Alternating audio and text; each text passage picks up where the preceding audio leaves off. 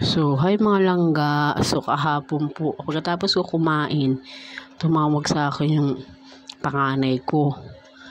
At nawawala daw yung wallet niya, nahulog daw yata. Pagkababa niya sa motor, hinatid siya ng papa niya.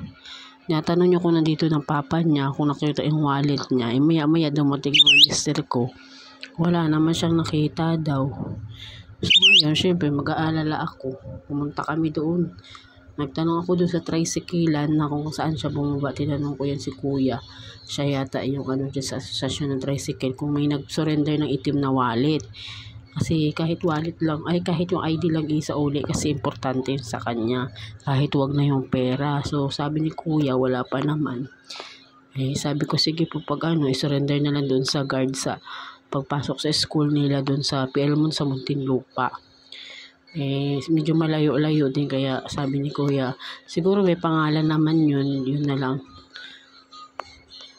Kukontakin na lang daw pero alam ko hindi yung Facebook ng anak ko eh. So ayan, sumakay kami ulit ng asawa ko. Pumunta kami sa school niya para bigyan ng baon. So ayan, kamalas-malas, nasira pa yung motor, nawalan siya ng yung preno, yung tornilyo natanggal eh, buti. Marunong naman mister ko mag-ayos, tsaka may tornilyo siyang dala-dala. Kasi nagtanong dun sa shop, wala daw. Yan, nilagay muna siya pansamantala. Hanggang matapos lang yung, papunta na kami sa school niya. Ayan, papasok siya sa subdivision guys, malayo-layo pa pala from main road. So ayan, nag-u-turn kami sa dulo. Andyan na pa yung school niya. Sabi ko malayo pala siya, kaya pala kailangan mag-tricycle. Sabi ko kasi dapat tinatid mo nilang.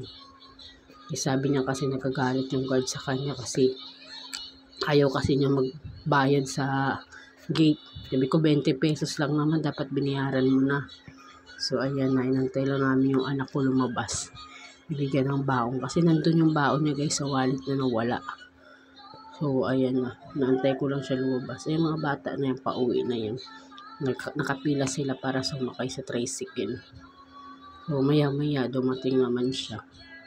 Binigyan ko na rin na bagong baon. Doble tuloy. Ay, sabi ko talagang bata ka. Ay bulsa naman, hindi mo nilagay sa bulsa. Ayan tuloy, sayang na, pati ID na wala. So ayan, bagong bigay na naman ng baon niya kasi kawawa naman, maghapon siya doon hanggang 7 siya. Wala siyang pambiling pagkain. Konti lang pa naman ang kinain niya ng tanghalian niyan. So ayan, explain pa siya. Sabi ko, dapat kasi nilagay mo na sa bulsa mo eh. Sana hindi nawala.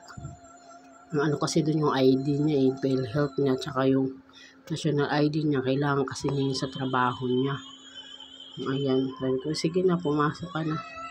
Buti pinayagan siya, pinalabas siya ng professor niya, mabait naman daw. O, ayan guys, hapon. O, salamat guys sa panood.